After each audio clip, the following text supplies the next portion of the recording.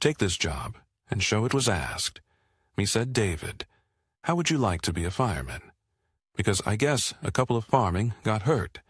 And I said, man, they can take that job and show it. I don't look at his prejudice look at it, his racism. I just look at it as the reality of the situation. David Allan Coe built his legend on rebellion, raw honesty and a deep disdain for boundaries. But behind the mask of the outlaw poet lies a trail of contradictions that don't quite add up. His name still sparks fierce loyalty in some circles, and just as much recoil in others. Was he a fearless truth-teller, or just a man addicted to provocation for decades? Coe has walked a tightrope between cult fame and cultural exile, leaning hard into shock value while insisting there's more to his story. But some details once dismissed as side notes now demand closer inspection. There's one particularly strange inconsistency he never addressed, even as it quietly rewrote how his music is remembered. The deeper you dig, the more the myth begins to splinter. What's left isn't just a controversial musician. It's a man whose legacy may rest not on what he created, but what he refused to confront death row and prison stories. David Allan Coe often claimed he spent time on death row for slaying an inmate who allegedly demanded sexual favors. One of the most shocking and persistent parts of his outlaw legend. The story helped shape his tough, untouchable persona, and was repeated in interviews and liner notes. But despite how widely the tale has circulated, no legal record or prison documentation has ever verified it. No court case conviction or execution order exists to support the death row claim, raising serious doubts about its authenticity. Coe's prison history is verifiable. To a degree, he spent significant time behind bars throughout his youth and early adulthood for crimes like auto theft and robbery. But the most dramatic aspects of his prison lore, including solitary confinement and facing execution, remain murky. Some suggest these claims were embellished or entirely invented as a way to market himself in the outlaw country scene, where street cred mattered just as much as musical skill, even screaming Jay Hawkin, the bluesman. Coe says mentored him. In prison has no confirmed records of incarceration at the same time or place as Coe. These inconsistencies prompt an uncomfortable question. How much of Coe's outlaw identity was constructed for shock value in a genre that often glorifies rough pasts and redemption arcs? Coe's version of events pushed that narrative to an extreme. The tale of death row and inmates slaying placed him beyond typical outlaw figures like Johnny Cash, who only sang about prison life. Coe wasn't just an observer in his stories. He positioned himself as the ultimate insider, someone who had survived the worst. While it's not unusual for artists to create legends around themselves, Coe's case is particularly complex because of how his myth overlaps with real crimes and legal consequences. The lack of evidence hasn't stopped fans from repeating the story, and Coe himself has never fully walked it back. Whether exaggerated or outright fabricated, the unverified prison stories remain a key and decontroversial pillar of his public image.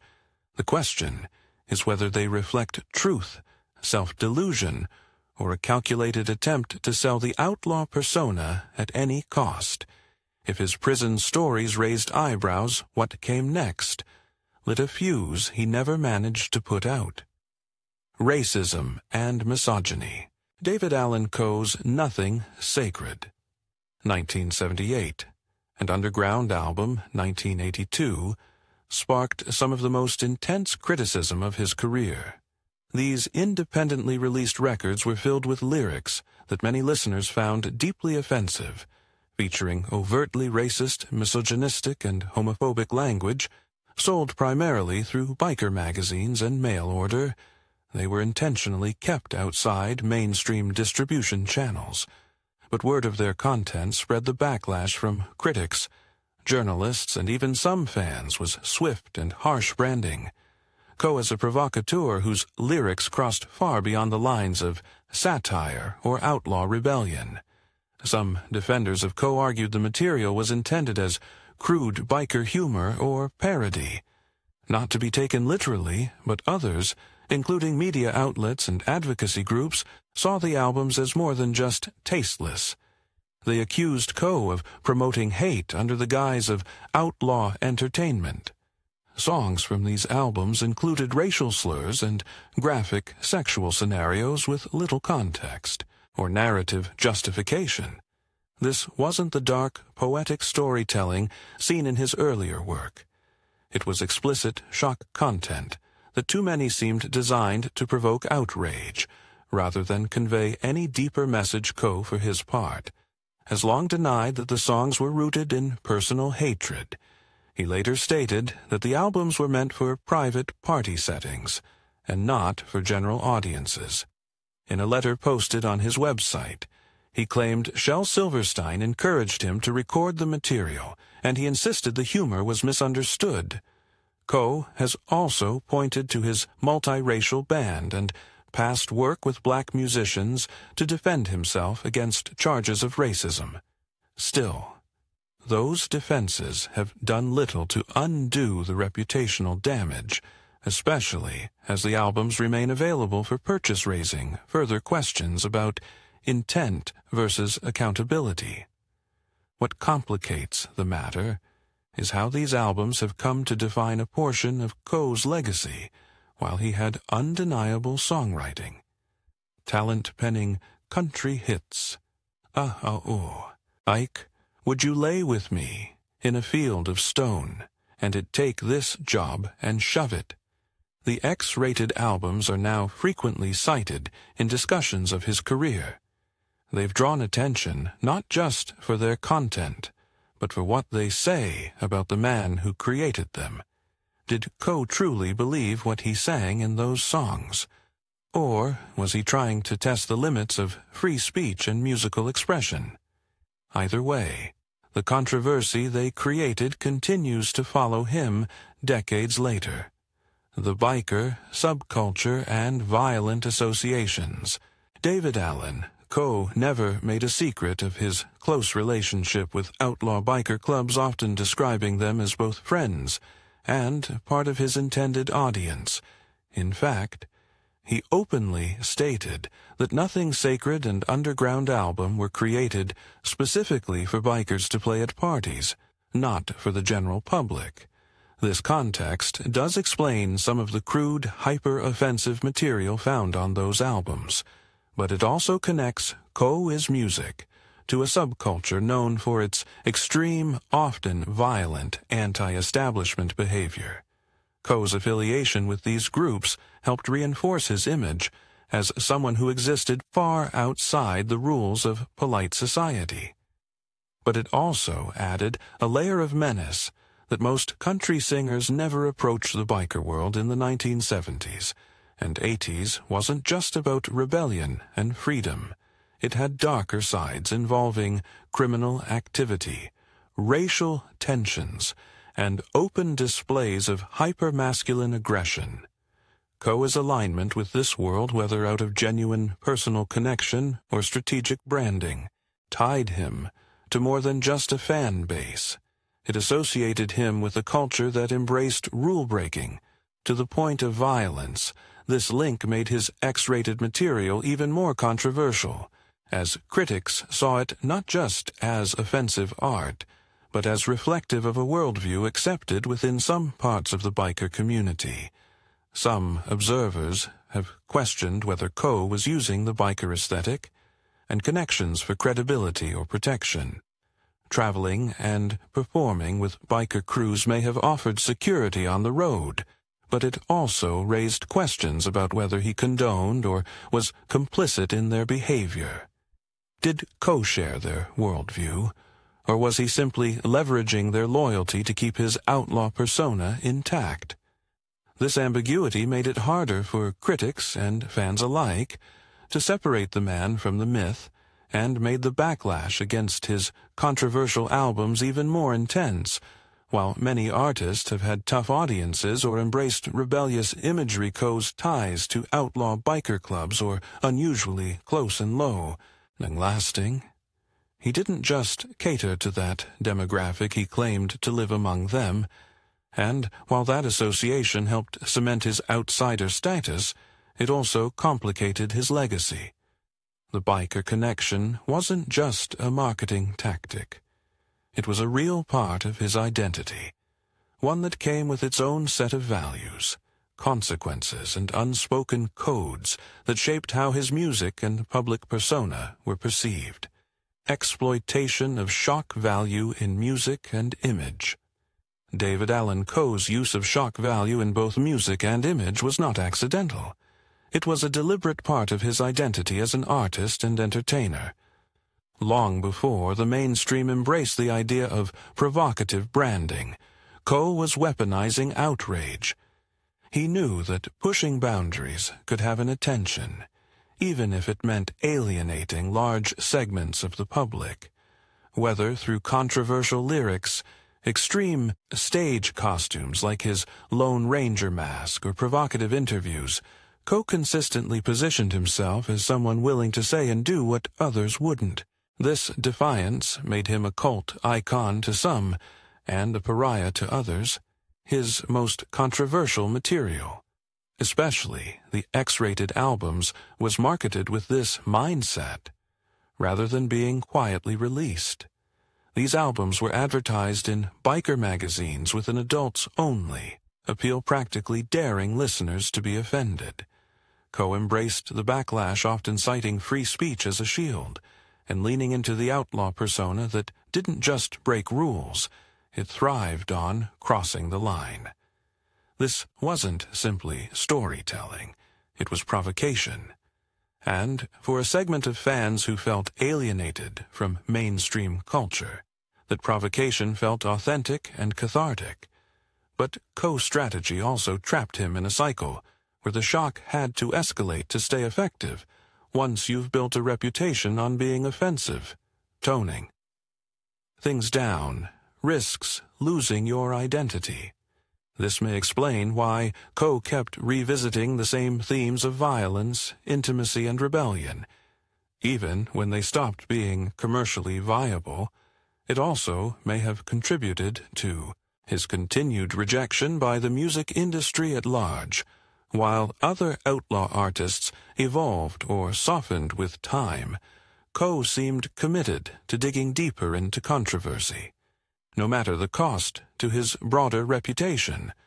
The result is a legacy that's deeply fractured. On one hand, Coe remains respected as a raw, unfiltered songwriter, capable of deeply emotional ballads on the other. His insistence on shock for shock's sake overshadowed much of his work. Did Coe view outrage as artistic truth? Or was it just a marketing tactic that got out of hand? That question lingers, especially as newer generations discover his music in a very different cultural climate, one where edgy content is more likely to draw condemnation and cult admiration. Financial ruin and the loss of song rights. David Allan Coe's 1984 bankruptcy marked a turning point that would haunt the rest of his career. In the midst of financial collapse, Coe was forced to sell the rights to all of his songs written before that year, including some of his biggest hits like Take This Job and Shove It, and Would You Lay With Me in a Field of Stone. The price was reported to be just $125,000, a figure that pales in comparison to the long-term value of the royalties those songs could have generated. Coe later admitted he didn't even realize the deal had gone through until it was too late. The loss wasn't just symbolic. It had lasting, practical consequences. Without the publishing rights to his most valuable songs, Coe lost a key source of residual income. Unlike many of his peers who could rely on royalty checks from past successes, Coe had to keep performing to survive financially. Touring became his primary means of earning money, often in smaller venues or biker events that aligned with his brand but lacked the ability and scale of mainstream country success. The songs he had written now out of his control were making money for others, not for him.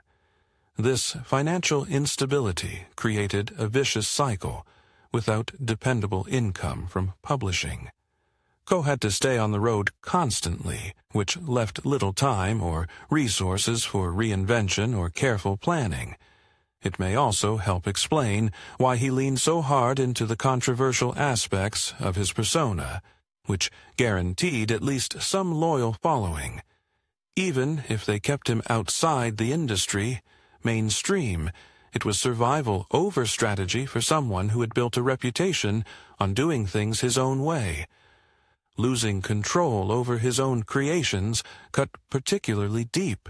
The bankruptcy fallout also casts a different light on Coe's later years when artists lose ownership of their legacy. They often lose the power to shape, while Coe continued to perform and release music.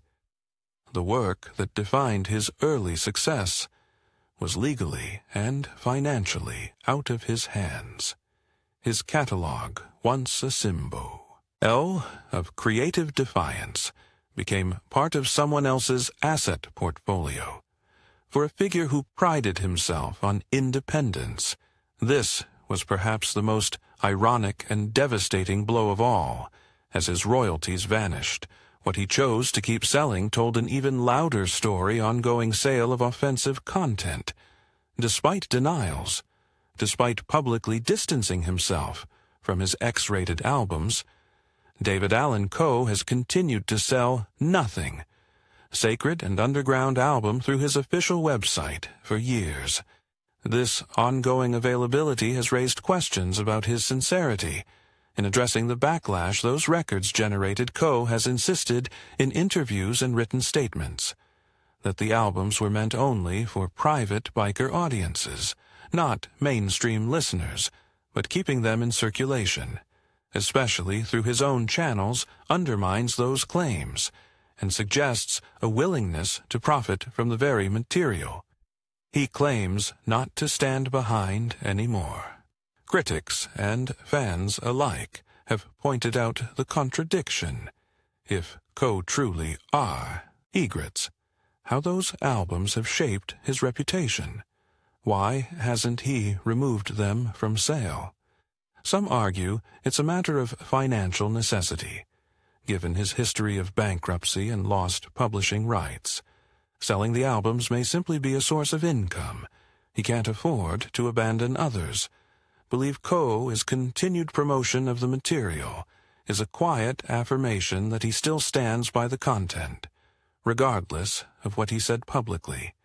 Either way, the inconsistency keeps the controversy alive and complicates efforts to reframe or rehabilitate his image. This tension has played out in media coverage and fan discourse for decades. Journalists have confronted Coe about the racist and misogynistic content, and while he's repeatedly denied being a bigot, his unwillingness to fully disavow the albums has left room for doubt. Some see his defenses as rationalizations pointing to his multiracial band or biker audience as shields, rather than genuine efforts to address the damage caused. Meanwhile, hate groups have reportedly embraced parts of his music, which only further fuel scrutiny over whether he's been irresponsible in curating his artistic legacy. The continued sale of the X-rated albums illustrates a deeper issue in Coe's career: the unwillingness to fully let go of the very content that cast a shadow over his legitimate artistic achievements. While many artists have created controversial work, few have been so closely tied to it for so long, especially after publicly claiming to move on. The fact that Coe's most offensive material remains just a few clicks away on his own website raises important questions about accountability, artistic integrity, and the true cost of never drawing a clear line between provocation and principal relationship with white supremacist allegations. David Allan Coe has long faced accusations of aligning intentionally or not with racist ideologies, in part due to recurring imagery in his work and associations within his fan base. The most prominent example is his frequent use of the Confederate flag, a symbol that, for many, carries deeply racist and white supremacist connotations, while Coe has defended its use as a marker of Southern pride or rebellion. Critics have pointed out that flying the flag, especially in combination with his controversial lyrics, makes it difficult to separate the artistic intent from political implication. It's an aesthetic that has invited scrutiny from civil rights groups and cultural commentators alike. Compounding this perception are the lyrics from Coetude's underground albums, which include racial slurs and themes widely considered offensive and inflammatory. While Coe has denied any racist intent and emphasized that the material was meant as satire and private humor, among bikers those defenses haven't quelled public concern. Some hate groups have reportedly adopted parts of Coe as music, particularly songs from the underground album, citing them as examples of unfiltered expression. Even if Coe never sought that audience, the fact that his W work resonates in those circles has continued to cloud his reputation in response to accusations of racism, and the fact that he has pointed to his band's diversity specifically. His African-American drummer Kerry Brown, the son of bluesmen Clarence Gate, Mouth Brown, as evidence that he doesn't support white supremacist views. He has also referenced early performances with an all-black R&B band and claimed admiration for black musical influences. However, critics argue that these facts, while fully address the impact of the lyrics themselves or the imagery he's chosen to embrace at best, they complicate the narrative. At worst, they appear as deflections from deeper concerns. What adds another layer of complexity is the way Coe handled or failed to handle the backlash. He rarely engaged in meaningful dialogue about these criticisms, often brushing them off or challenging critics without offering clarification. Unlike artists who have used public platforms to apologize, or recontextualize their earlier work often took a defensive stance, treating critique as an attack rather than an opportunity to clarify intent. This unwillingness to participate in his own cultural reckoning allowed speculation and resentment to fester his merchandising choices. Also played a role in keeping the controversy alive. Coe didn't just display Confederate imagery on stage.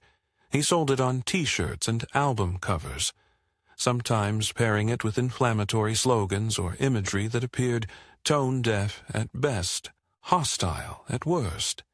Whether it was a deliberate form of provocation or a marketing decision aimed at a specific audience, the result was the same: further alienation from mainstream circles and growing discomfort even among longtime fans.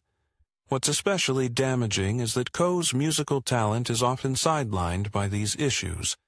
Discussions about his songwriting, once a major talking point, have become increasingly rare, drowned out by the moral debates.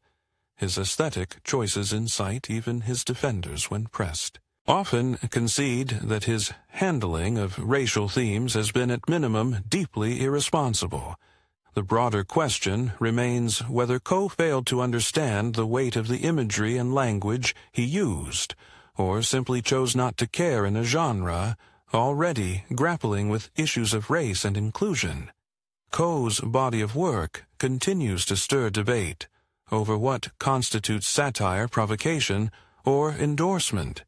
Even decades after the most controversial material was released, its existence and Coe's uneven response to criticism has led to persistent associations with white supremacist culture.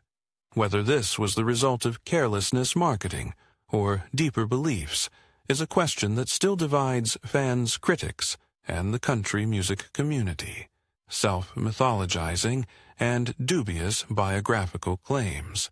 David Allan Coe's public persona has long been shaped by a blend of fact exaggeration and outright myth-making. Throughout his career, he crafted a larger-than-life identity rooted in stories of prison time, outlaw rebellion, and unfiltered authenticity. Some of these stories, like the unverified claim that he spent time on death row for slaying a fellow inmate, were repeated so often they became part of his legend, even without evidence to support them. Whether these tales were born from memory performance or marketing strategy remains unclear, but they played a critical role in defining Coe's image. This tendency towards self-mythologizing wasn't limited to his prison stories. Coe also claimed he once lived in a cave after the IRS seized his property, that he was mentored in prison by screaming Jay Hawkins, and that he had performed with Jimi Hendrix in an all-black R&B band, claims that either lack evidence or directly contradict known timelines. These types of anecdotes, while compelling, raise questions about Coe's relationship to the truth. Did he believe these accounts himself? Or was he deliberately blurring reality to maintain a compelling outlaw narrative? What makes Coe's self-created mythology so impactful is how effectively it blurred the line between character and creator, while other artists would break the fourth wall, offering glimpses of the real person behind the persona. Coe never dropped the act. He seemed to live inside the myth, refusing to acknowledge what was real and what was theater. Interviews often added to the confusion. He'd mix humor with apparent sincerity, making it difficult for even close observers to distinguish fact from fiction. This made him a fascinating figure, but also a frustrating one for anyone trying to assess his true story. His biographies and press materials echoed these embellishments, creating a kind of echo chamber where legends grew bigger with every retelling. Coe didn't just tolerate this mythology, he curated it.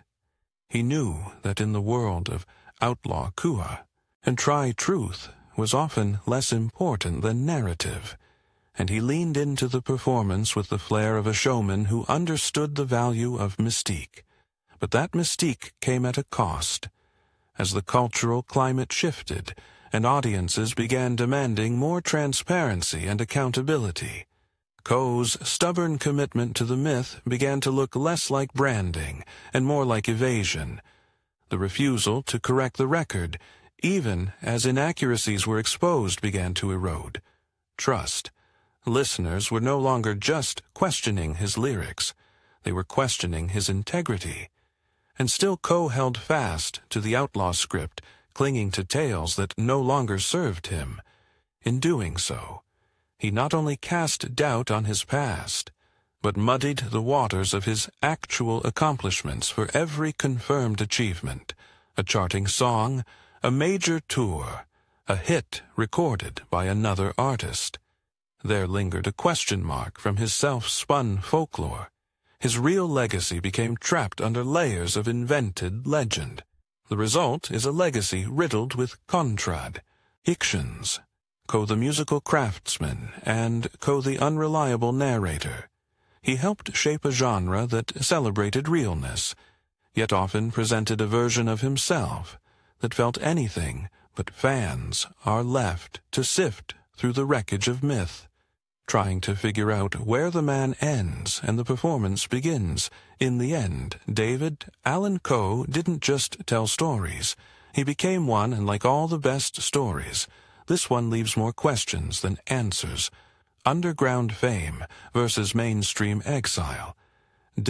Allan Coe's refusal to conform to industry norms ultimately cemented his place in underground music, but permanently barred him from the mainstream acceptance his talents may have otherwise earned, while peers like Waylon Jennings and Willie Nelson eventually found a balance between outlaw identity and commercial success.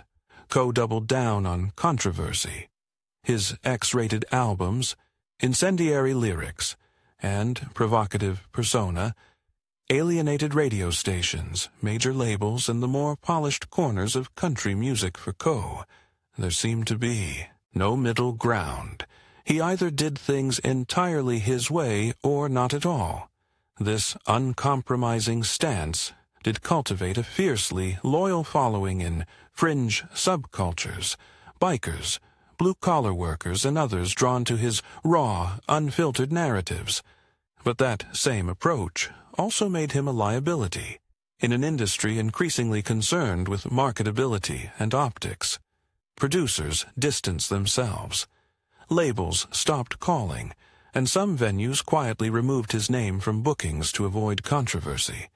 His absence from the Grand Ole Opry or the Country Music Hall of Fame isn't a mystery. It's the result of years of being considered too unpredictable, too volatile, or simply too toxic to celebrate Coeasy's alienation. Wasn't just commercial. It became cultural. He was rarely invited to collaborate, and even when other artists admired his songwriting, they did so quietly. There were no major retrospectives, no televised tributes, no inclusion in greatest of lists. Despite his contributions to the genre, the outlaw movement that once welcomed him began to move on without him. He became something of a cautionary tale. What happens when rebellion becomes a brand, and that brand becomes too dangerous to touch? Even his fan base fractured over time. Some continue to champion him as a martyr of political incorrectness, while others distance themselves uncomfortable with the baggage attached to his name. Unlike many country artists whose legacies are actively managed and polished through documentaries, reissues, and museum exhibits, Coe's legacy remained frozen in time, fragmented, controversial, and largely shaped by others. His reputation was further strained by an unwillingness to evolve, as the country music landscape shifted, embracing crossover acts, genre hybrids, and digital platforms. Coe and his presence remained stuck in an earlier era, rarely adapting to changing formats or audience expectations. He made few attempts to modernize his sound or image, even as his peers found new life through reinvention. What might have been? A career renaissance was instead an extended holding pattern, dependent on nostalgia and controversy, rather than fresh artistic growth. And while Coe continued to tour into his later years, often to enthusiastic niche crowds, the venues grew smaller, the exposure more limited. Major festivals and country radio left him behind. Younger artists who once might have cited him as an influence began to avoid the association altogether. The mainstream didn't simply reject Coe. It erased him not by force, but through silence. Not by censorship, but by choosing never to look back in the end. David Allan Coe didn't just live outside the mainstream. He burned the bridge back to it. And in doing so, he traded recognition for notary. His name still echoes in country circles, but more often in whispers than applause. His defiance kept him underground, but what it cost him can't be measured in chart positions alone. Artistic brilliance tainted by extremism. David Allan Coe's legacy is one of country music's most conflicted. He wrote songs that cut deep, introspective, poetic, and emotionally raw tracks, like The Ride and Would You Lay With Me in a Field of Stone, earned praise from legends and peers alike, showcasing a depth that few question. But those songs now compete with a different kind of legacy, one built on provocation, vulgarity, and lines crossed so aggressively that many in the industry refuse to speak his name at all. What separates Coe from other controversial artists is not just the content, but the persistence. While some musicians distanced themselves from youthful mistakes or sought understanding through later work, Coe doubled down. He never made a clear effort to reckon with the most damaging elements of his catalog. There were no public apologies, no interviews offering reflection, just silence, deflection, or, worse, defiance, in the absence of contact. His harshest material became the loudest part of his story. The result is that younger listeners discovering his music often encountered the worst first on YouTube, uploads, fan forums, or social media debates. Many don't hear the songwriting brilliance until they've already formed an opinion that's a rare reversal in country music, where legacy artists are typically introduced through their most timeless work. For Coe, it's the opposite. The shocking parts of his career cast a shadow long before anyone hears a melody or a lyric worth saving. Cultural institutions have largely written him out, while his songs have been covered by major artists, and his influence is felt in the outlaw lineage. Coe's name remains radioactive in official circles. He's absent from tributes, excluded from documentaries, and often omitted from country music timelines entirely. Some of this erasure may be self-inflicted by refusing to change. He made himself easy to forget. But the bigger issue is trust industry gatekeepers. Historians and fans can't separate the man from the damage, and yet there's still a strange pull in Coe's story. It's a test case in legacy what to survive when talent collides with controversy and controversy wins. Coe remains a cult figure, but the price of that cult status was enormous. His genius wasn't erased. It was buried not by critics or cancel culture, but by choices he made and never looked back on.